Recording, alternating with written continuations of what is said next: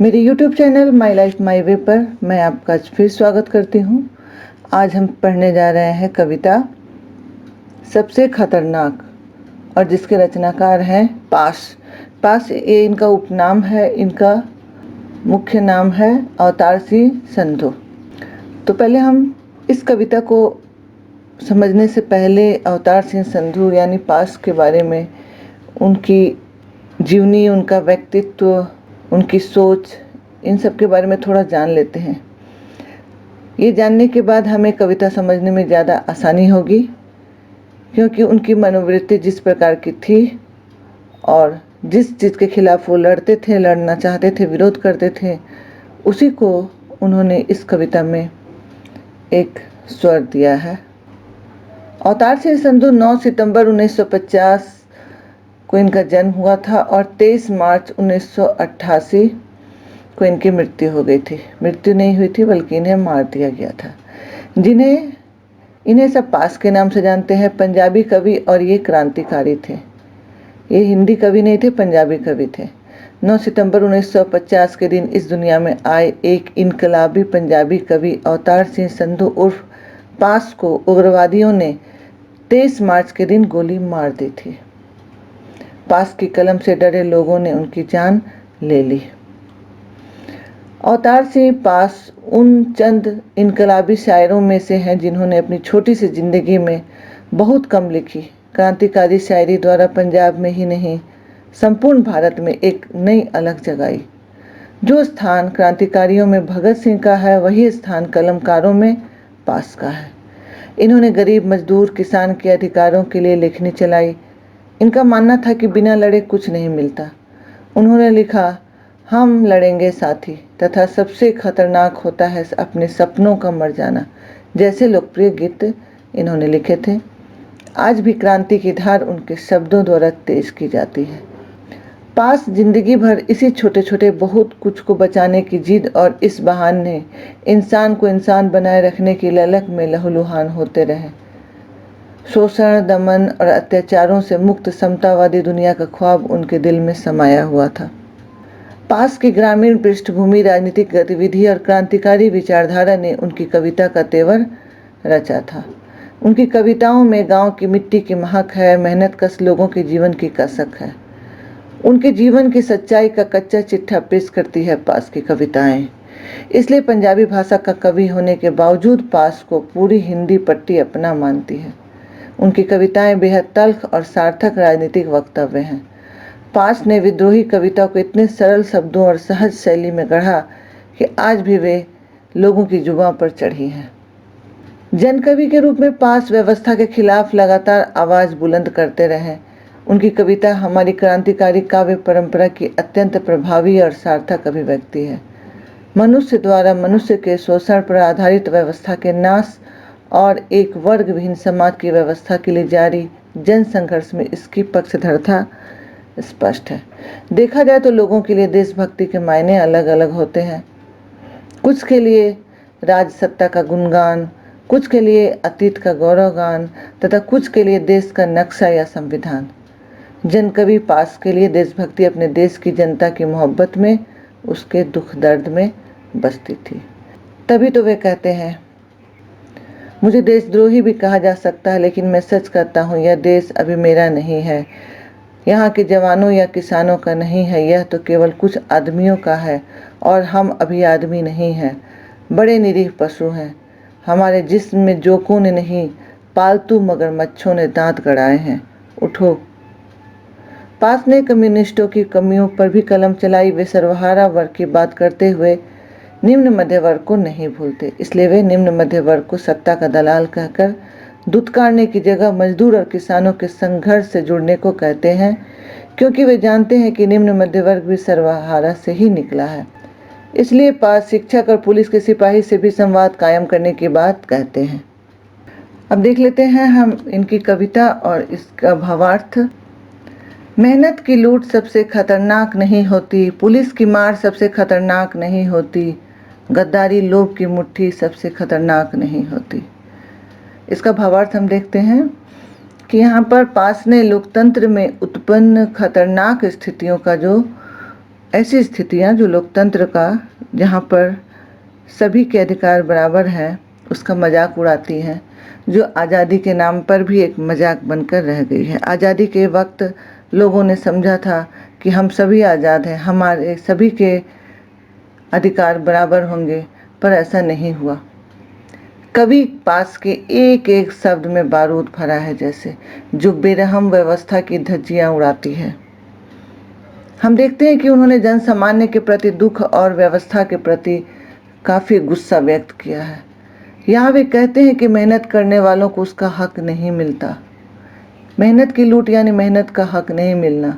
उसकी गाढ़ी कमाई कुछ लोग मिलकर लूट लेते हैं, कहीं रिश्वत के नाम पर, तो कहीं डरा कर, धमका कर, डंडे मार कर, कहीं गद्दारी और कहीं लोभ से लिप्त स्थिति चारों ओर छाई हुई है। यह स्थिति बहुत खतरनाक है, पर यह सबसे ज़्यादा खतरनाक नहीं है। इससे भी ज़्यादा खतरनाक स्थितियाँ मौजूद हैं। अगला देखते हैं। बैठे बिठाए पकड़े जाना बुरा तो है, सहमी सी चुप में जाकर जाना बुरा तो है, पर सबसे खतरनाक नहीं है। इस अंश में कवि पास ने देश की कानून व्यवस्था की कमजोरी और लचरता को उजागर किया है। निरपराध लोग पकड़े जाते हैं, पर जो असली गुनहगार है उसके विरुद्ध कोई आवाज़ नहीं उठा पाता। सभी डरे सहमे रहते हैं, किसी में साहस नहीं है प्रतिरोध और प्रतिकार करने की। अपराधी जेल के बाहर और जेल के भीतर दोनों जगह पर मौज करता है। यह स्थिति बहुत बुरी है, पर फिर भी यह सबसे बुरी नहीं है। अगला देखते हैं। कपट के शोर में सही होते हुए भी दब जाना बुरा तो है, किसी जुगनू की लौ में पढ़ना बुरा तो है, मुट्ठियां भींचकर बस वक्त निकाल लेना बुरा तो है, पर सबसे खतरनाक नहीं होता। इसमें कवि कहते हैं कि देश में आज चारों ओर छल कपट का बोलबाला है, सही होते हुए भी दबना मजबूरी बन गई है। यह बहुत बुरी बात है। जिस शिक्षा पर देश का विकास निर्भर है उसकी स्थिति भी आज अच्छी नहीं है, यानी अपर्याप्त है।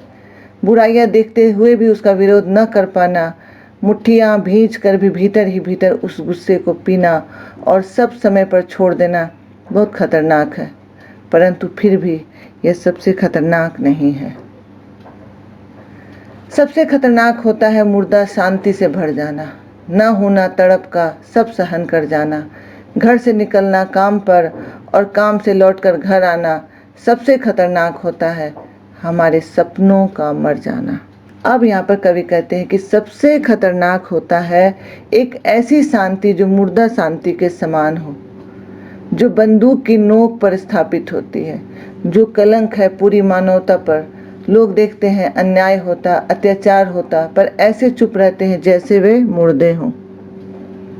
गलत के विरुद्ध न बोलना शमशान से कम नहीं होता, जिसमें कोई बेचैनी न हो परिवर्तन की, आगे बढ़ने की। ऐसे लोग मुर्दा हो जाने की पहचान कराते हैं। वे लोग धीरे धीरे अंदर ही अंदर मरते हैं, और यही सबसे खतरनाक होता है। यानी सबसे खतरनाक है सपनों का मर जाना, क्योंकि अगर सुखद भविष्य की कामना या भावना नहीं होगी तो लोग मुर्दा बनकर रह जाएंगे। यही वह चीज़ है जो हमें जिंदा रखती है, हमारे मन में विश्वास भरती है, हमें आगे बढ़ने के लिए प्रेरित करती है। यही जीने का सबसे बड़ा संबल होता है। कहने का तात्पर्य है कि आज देश को बदहाली से उबारने की जरूरत है। हमारे सामने आदर्श हो, सपने हो, इच्छा हो, जोश हो, साहस हो, विश्वास हो, प्रेरणा हो, लगन हो, और सबसे बड़ी बात आत्मशक्ति हो। पर अंत में यह दुखद भी है कि गलत के विरुद्ध आवाज उठाने वाले को रास्ते से हटा दिया जाता है, जैसे कवि पास को हटा दिया गया, मार दिया गया। जो सच्चाई है जुल्म की, उसका बयान करना या उसके विरुद्ध आवाज उठाना, आपकी आवाज को दबा दिया जाएगा। यही हुआ कवि पास के साथ। अब इस पाठ से संबंधित हम कुछ प्रश्न उत्तरों को भी देख लेते हैं। मेहनत की लूट से क्या तात्पर्य है? इसका उत्तर है मेहनत करने पर उचित मूल्य न मिलने को ही कवि ने मेहनत की लूट कहा है। दूसरा प्रश्न है पुलिस की मार का क्या अर्थ है? इसका उत्तर है बिना अपराध के ही पुलिस द्वारा पकड़े जाना और कारागार में बंद, यानी पुलिस की ज्यादती करना पुलिस की मार है। गद्दारी लोभ का अर्थ स्पष्ट करें। गद्दारी लोभ का अर्थ है लोभ की लालच में देश के साथ गद्दारी करना। सहमीसी का अर्थ स्पष्ट करें। अन्याय के विरुद्ध चुपचाप पड़े रहना सहमीसी है का अर्थ है। कवि के अनुसार सबसे अधिक खतरनाक क्या है? तो कवि के अनुसार मनुष्य के लिए सबसे अधिक खतरनाक है मुर्दा शांति से भर जाना, जैसे प्रतिक्रिया शून्य, मौन में धंस जाना, या यूं कहें संवेदन शून्य हो जाना सबसे खतरनाक है। बैठे बिठाए पकड़े जाने का अर्थ क्या है? कवि कहते हैं कि बिना क्रांति किए पकड़ लिया जाना खतरनाक है। कपट की सुर में दब जाना क्यों सही नहीं है? कवि कहता है यह बुरी बात है कि चारों ओर छल कपट को देखकर भी व्यक्ति चुप रहे, उसके विरुद्ध आवाज ना उठाए। तो कपट की सुर में दब जाना सही नहीं है जब आप बुराई के विरुद्ध आवाज ना उठाएं। जुगनू की लौ में पढ़ना बुरा तो है, क्यों? कवि कहते हैं कि जुगनू की लौ में पढ़ना अर्थात अज्ञानी अथवा अल्पज्ञानी को अपना गुरु बनाकर उससे ज्ञान प्राप्त करना बुरी बात है, क्योंकि उनसे पूर्ण ज्ञान की प्राप्ति नहीं हो सकती। तो यह उसी प्रकार है जैसे जुगनू की लौ में पढ़ना जो संभव नहीं हो सकता। कवि ने मुर्दा शांति किसे कहा है? कवि निष्क्रिय जीवन जीने को, निठल्ले रहने को मुर्दा शांति कहते हैं। यहाँ पर मैंने कुछ प्रश्न उत्तर भी आपके लिए उल्लेख किया था इसका। तो इसके साथ ही यह वीडियो समाप्त हुआ।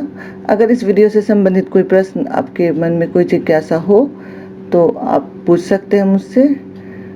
और वीडियो देखने के लिए आपका धन्यवाद। इसे अपने दोस्तों के साथ शेयर जरूर करें।